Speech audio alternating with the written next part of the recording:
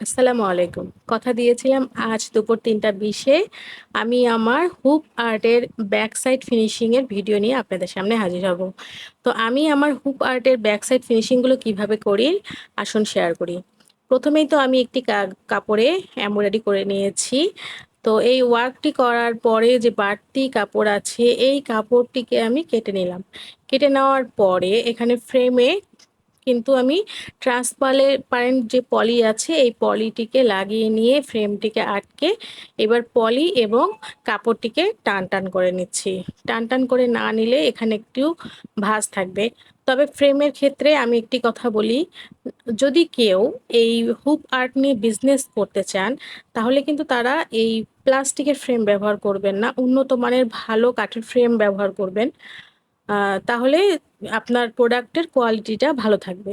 তো এইভাবে আপনারা দেখতে পেলেন আমি একটি সুতো দিয়ে মোটামুটি পুরো কাপড়টিকে একটি বড় রান ফোর্ট দিয়ে এখানে গিট দিয়ে দিলাম।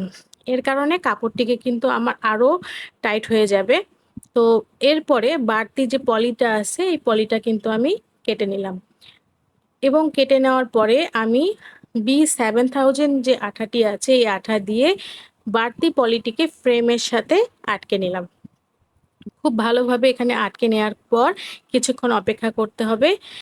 এরপর যখন পলিটি এখানে অ্যাডজাস্ট হয়ে যাবে, তো এরপরে আমি হুপ আর্টের ব্যাক সাইডে বক্রম ইউজ করব। বক্রম আমরা যে কোনো ধরনের কাপড়ের গলাতে ইউজ করে থাকি, প্যান্টের নিচের অংশ ব্যবহার করে থাকি। তো এই বক্রমটি অনেক শক্ত হয়ে থাকে, যার কারণে এটিকে আমি ফ্রেমের সাইজ অনুযায়ী কেটে নিয়ে ফ্রেমটিতে আঠা লাগিয়ে এখানে আমি বক্রমটি আটকে নিচ্ছি। আর বক্রমটি আটকে নেওয়ার পর যখন কিছুক্ষণ এখানে রেখে দেব, তো এখানে এটি শক্ত হয়ে যাবে এবং খুব সুন্দরভাবে ফ্রেমের সাথে আটকে যাবে। আপনারা দেখতে পাচ্ছেন এটি সুন্দর করে এখানে আটকে গেছে। আর সর্বশেষ আমি এখানে একটি রিবন বো ইউজ করব। রিবন বো যে ভিডিও আমার এখানে শর্টসে আপলোড করা আছে এই চ্যানেলে, তো আপনারা সেটিও দেখে নিতে পারেন। তো এই যে দেখছেন আমার রিবন বো, যেটি আমি আমার নতুন ফ্রেমেও লাগিয়ে নেব।